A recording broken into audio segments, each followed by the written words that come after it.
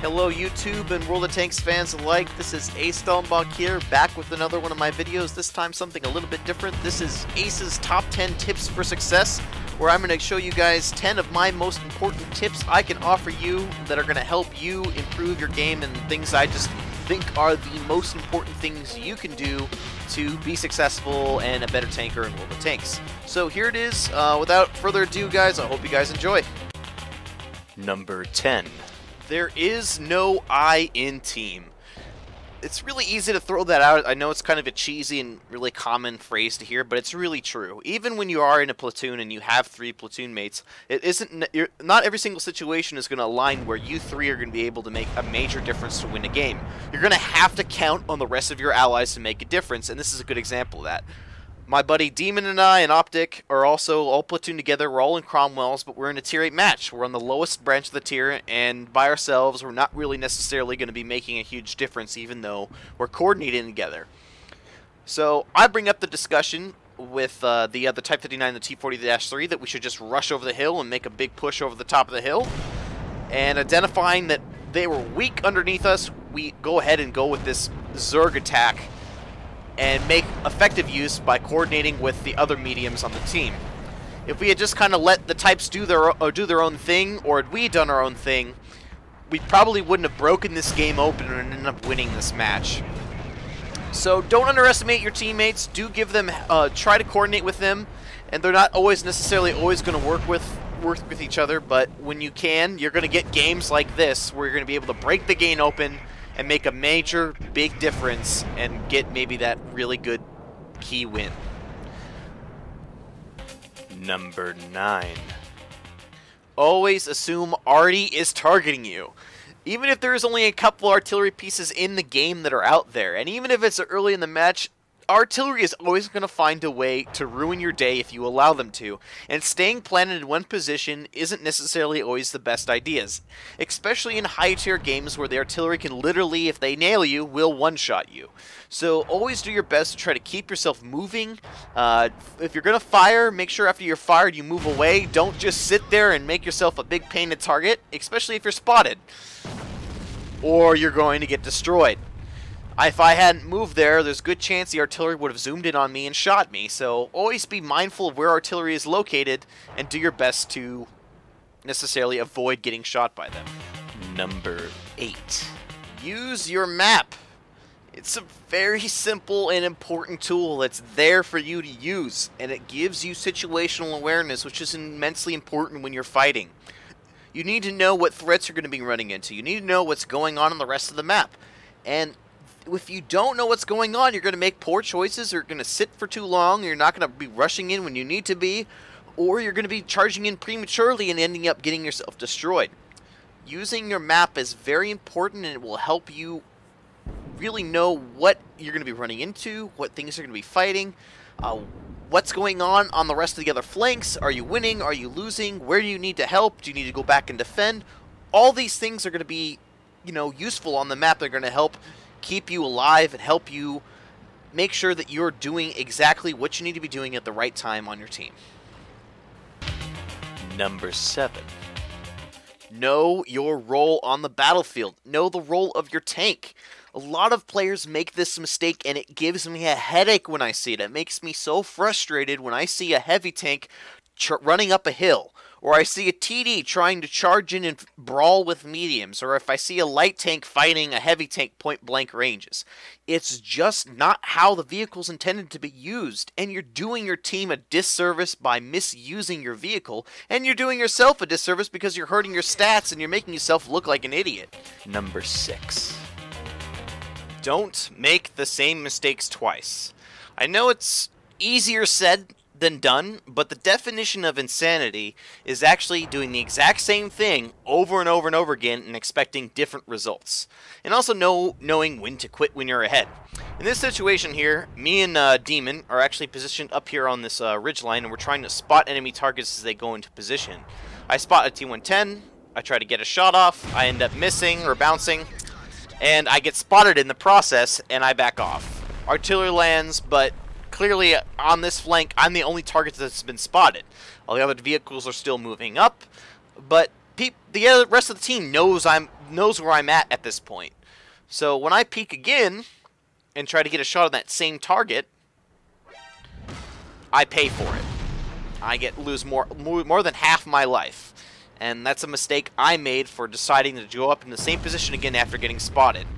So learning from that, I'm not going to make that same mistake again. I'm going to be more careful in those situations early on, because it's just not worth the exchange I had. I got no damage off there and lost more than half my life, and that's just a mistake that sometimes you're going to make. Everyone makes mistakes. It's called being human, but what separates a pro player from a crappy player is somebody that tries not to make those mistakes and learns from them. And that is a immensely powerful skill if you can use it properly.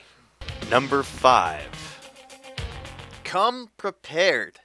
Before you go into battle, you should always make sure you have every single tool at your disposal that you're going to need to make a difference. And you also need to make sure that your crew is properly trained, that you have all the proper ammunition loadouts. Do you have all your repair kits? Do you have your fire extinguisher? Do you have enough money to purchase those gun rammers, the ventilation, the coated optics, and for whatever your tank is best for? Find all those tools and set your tank up effectively, so that way when you do get in the battle, you're operating at the best possible efficiency your vehicle can possibly do. Now, getting a really high quality crew like this takes lots and lots of games. I think I have over 1,000 matches in this tank, in this crew. So, I have over 2,536 matches in this crew. So it does take a long time for you to actually get a crew that's going to be this efficient. But knowing what is most important to your tank ahead of time is going to help you out a lot. I've retrained this crew several times, so that's how come I have it set up the way I do. But when you first start off, usually camouflage, repairs is probably one of the first things you're going to want to go for. And then after that, Sixth Sense is a must in terms of crew skills for every single tank. And then some different ones for different tanks, like Deadeye is really good for TDs because it lets the target stay lit for a little bit longer, so you can maybe get that extra shot off. Smooth Ride will help make a medium or a light tank move faster and traverse through terrain a little bit better. A Snapshot will help you rotate your turret a little bit faster and get better accuracy, and for Chinese tanks or Russian tanks that are prone to damage to the ammo rack, Safe Sewage will help protect your tank. When you're fighting in tanks, you're going to lose crew members, and having a first aid kit and a repair kit will save your life. It'll keep your tank operating at a better efficiency, and being good at using it at the right time and on the right crew member is really good.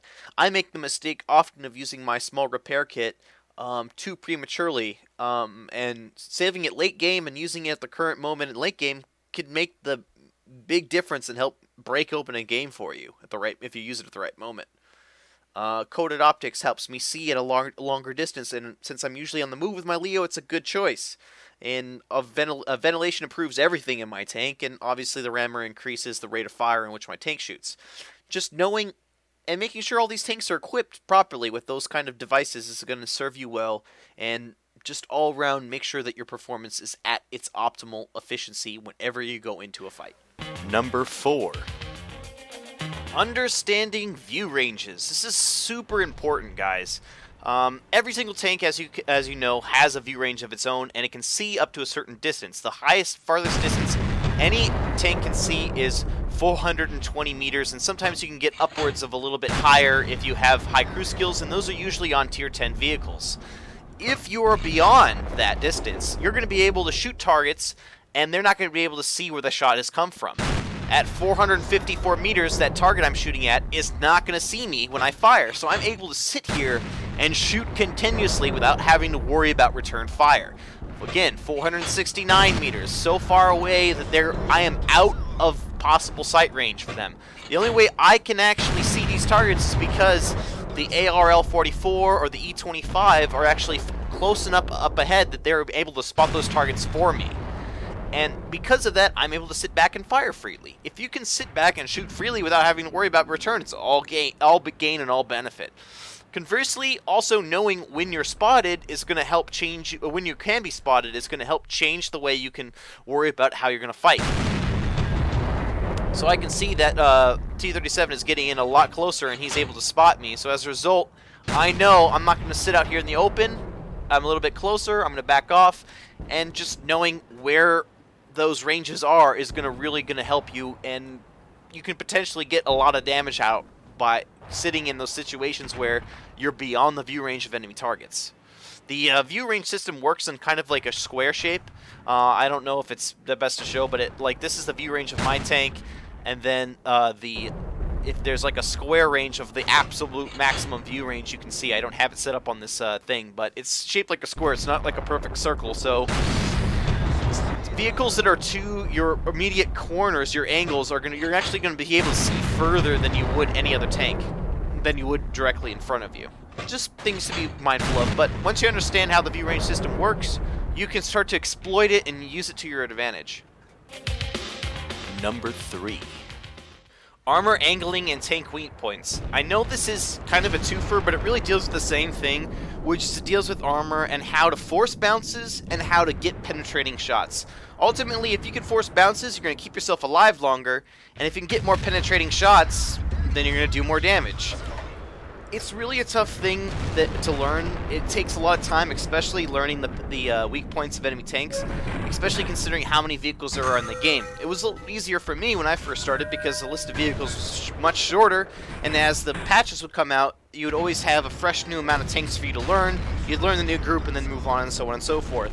The problem is now with there being so many tanks, as a new player coming in, you have to learn a lot of weak points. But there are some general speaking rules that you can follow that everyone seems to kind of fall in line with. And that being is that, generally speaking, the lower weak points, the lower part or mantlet underneath the armor is generally speaking a weak point. Shooting tanks in the sides is always generally speaking better, and the weak points usually are on the top of the tank and in the rear. So if you could follow those basic rules and understand that, you can kind of get a good idea of where to shoot. There are exceptions, of course. The Moss is still one of the most armored tanks in the game, but once you can figure out those kind of things, then you could also once you understand those weak points, you can actually use those to your advantage if you're driving that tank and if you're familiar with your weak points. For example, in my E100, I know for a fact that the lower mantlet of my tank is very susceptible to being penetrated. But if I can angle and protect it and keep it hidden, it's going to make it harder for my opponent to get a penetrating shot. So I'm using the tanks. I'm using that dead tank there to try to protect me, but instead the IS-8 managed to hit me in the copula up above. So I didn't necessarily get the bounce I wanted, but I am still making a conscious effort to try to force bounces where I can. And this is no exception. Just make sure that once you understand those angles and what are weak points and how to force bounces, you're going to be able to get away with a lot more success. Again, forcing the bounce.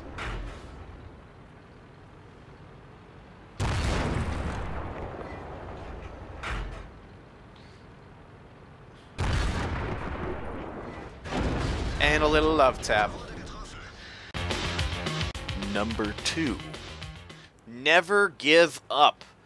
In this situation, it really doesn't look good for our team. We've lost a lot of vehicles, but that doesn't necessarily mean the game is over. There's still a lot of potential for you to get a good game out of it, even if it is a loss. I'd rather lose and have an amazing game than lose and have a crappy game. I mean, that's a no-brainer. It comes to one of those things. A man, Anaheim Panda was right there, just died. He was one of my platoon mates, and after he died, it just really didn't look good. We lost our artillery piece. We were trying to get rid of artillery by having him go TD mode because we were so low on vehicles, and it ended up being I should have been the one to do it. But just because that happened and we're now down 3 tanks to 6 doesn't mean I'm going to give up.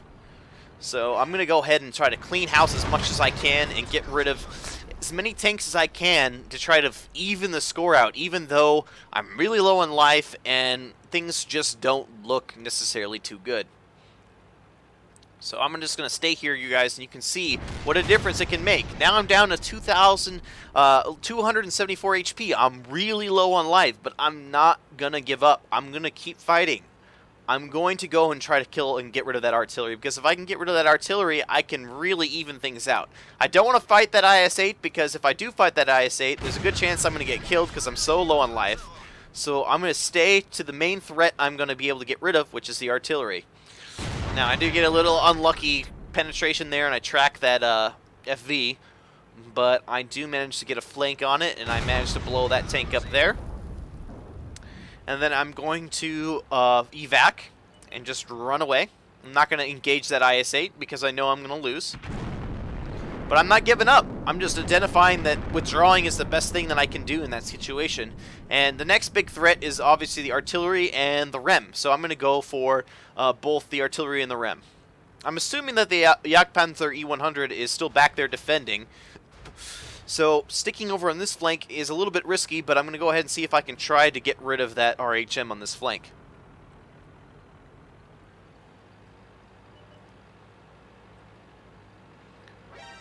Sure enough, there's the RHM. He fires, he misses me, but I exchange and hit him. And I'm going to circle around and get rid of him. And instantly after killing him, we are now winning this game. And that just goes to show how effectively, you know, using these strategies they're gonna help you. I mean, just don't give up. Now I have a great game. I have over 3,000 damage, 4 kills, and there's a good chance I'm going to be able to get even more damage and win this game. And ultimately, we end up losing because the Jagdpanther E100 gets killed trying to reset. But a great game from me nonetheless, even though it was a loss. And this just goes to show, just don't ever give up. There's always something you can do. And even if that means sitting in the corner and hiding and finding a way to get some extra shots in, or if that means the entire team's looking for you and staying alive, all those things are going to improve your stats and make you better. And the #1 most important tip. And the top most important tip I can give you, the #1, the numero uno, is understand how to use a terrain effectively. I can't stress this one enough. It's all about location, location, location. There have been so many instances where if you're out of position, or you're not in the right place, or you don't know how to use the terrain effectively, if you can't identify where the key positions are on the map, you're going to make mistakes, and you're not going to be really doing a big difference. There's so many benefits to terrain, there's really too many for me to list, but some of the benefits that you're going to get from terrain, obviously, is just putting yourself in a situation where your tank's going to do its best. Knowing how to angle your tank. There is no better armor than solid earth. No matter how much armor you have in your tank, you shouldn't necessarily use it. You don't want to have to use it unless, you know, it's one of those things, it's a safeguard. It's a last-ditch effort is using your armor unless you absolutely have to. Or if you know how to angle your tank, that's a whole different thing, but ultimately, it's about the terrain. Now, Redshire is one of those maps that it's got a lot of high grounds, and there's a lot of maps on it, so knowing that, I'm going to situate myself on the high ground and set myself up to snipe because I know my Indian Panzer is really good at shooting at distances, and it has good gun depression. And because of that, I'm going to be playing in all my strengths being up on this high ground here.